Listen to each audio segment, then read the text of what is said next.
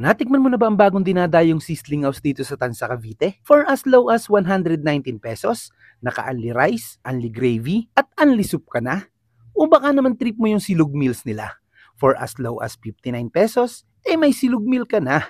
Napakadami pang pwedeng pagpilian dito. Tulad nitong pandiin ng porterhouse steak, ribeye steak, baby back ribs, buttered shrimp, bagnet kare-kare, chicken inasal, Shanghai sisig, tapsilog, Arab rice at itong poutine. Napakasarap niyan at napakadami pang iba. Kung hindi pa, ay tara! Let's go!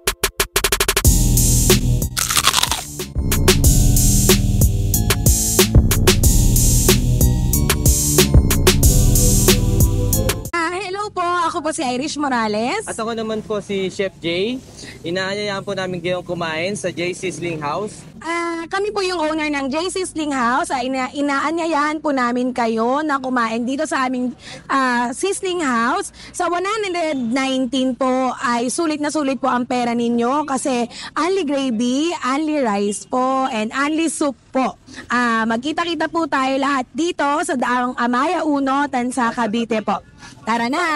Kain na! Ngayong araw nga nandito tayo sa J. Sizzling House na matatagpuan sa number 172 Retirees Village 2, Daang Amaya 1, Tansa, Cavite. Madali lang naman silang makita, katabi lang naman sila ng Retirees 2 at katapat ng Villa Marciana Subdivision. Pwede mo ding i-waste ang TP Building, sa tabi lang naman sila nun para tikman ang pandiin ng porterhouse steak, ribeye steak, baby back ribs, buttered shrimp, bagnet kare-kare, chicken inasal, Shanghai sisig, tapsilog, Arab rice at itong poutine. Panalods to. Nag-open pala sila dito ng 5:30 PM to 2 AM araw-araw. Napakasulit dito mga lods dahil bukod sa masarap na pagkain nila dito, presyong pangmasa at di masakit sa bulsa kasi for as low as 119 pesos, naka-unli rice ka na, unli gravy at unli soup. O san ka pa? At sa silog meals nila, for as low as 59 pesos, pwede ka na makakain ng silog dito. At napakadami pang ibang pwedeng pagpilian dito mga lods. Post nyo na lang at i-screenshot nyo para makapamili muna kayo bago kayo food trip dito. At dahil naaliw kami, nanood na rin muna kami kung paano nila ginagawa yung mga sinaserve nila dito. Pag pumupunta talaga ako sa isang kainan kitchen talaga ang unang tinitingnan ko. Pagtalo, syempre, uwian na. Pero dito sa J. Sizzling House, makikita mo talagang malinis. Yung mga nagluluto, makikita mo naman nakakap, nakamask, at nakagloves kaya talagang siguradong malinis ang isi-serve nilang pagkain sa'yo. Kaya naman pala pinipilahan at binabalik-balikan sila dito. Kahit 1 month pa lang sila, simple lang naman ang kainan na to. Pero wag mong ina-underestimate kasi chef lang naman sa Dubai ang isa sa may-ari nito. Kaya talagang siguradong quality ang pagkain mo dito. Pasok nga, sir. Hello po, ako po si Chef Jay. Isa po akong chef sa Dubai. At naisipan ko po na umuwi ng Pilipinas para po magnegosyo at mag-start ng sizzling house. At ngayon po yung nakatayo na siya. Sana po makapunta po kayo at makakain sa aming maliit na tindahan na J. Sizzling House. Salamat po at try nyo po ulit. Oh, panalots, diba? Doon pa lang panalo ka na. Chef sa Dubai pa ang magluluto sa'yo. Tapos 119 pesos lang ang kakainin mo, sobrang sulit niyan, Lods. Sinampulan pa nga tayo ni Sir Jay, kaya talagang mapapakain ka ng malala dito. Pagdating naman sa parking, pwede naman kayo mag-park dyan sa harap o sa kabilang kalsada, ox lang yan. At maya-maya pa nga, isa-isa nang dumating yung mga babanata namin dito na sa itsura pa lang, nakakagutom na.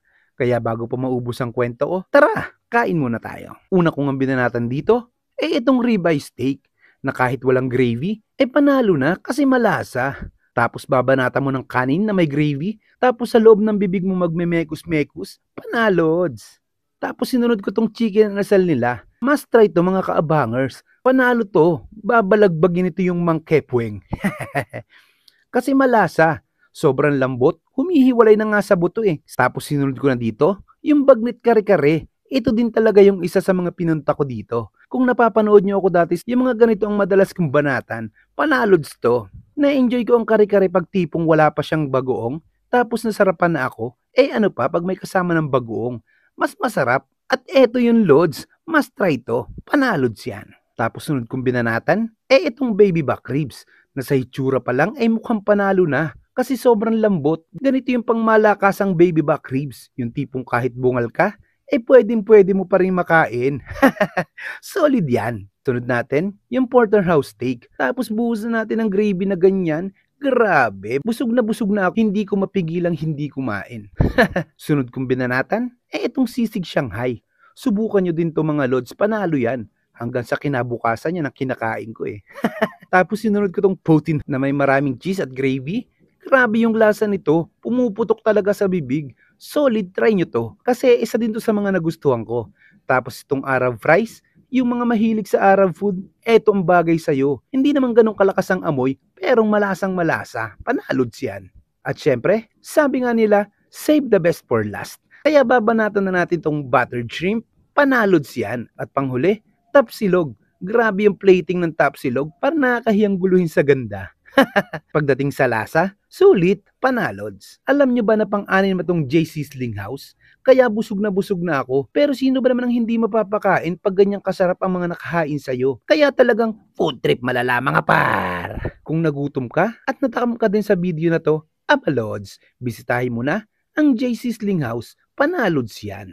Salamat pala kay Sir J at kay Madam Irish at sa lahat ng bumubuo ng JC Sling House. O paano? Hanggang susunod nating food trip.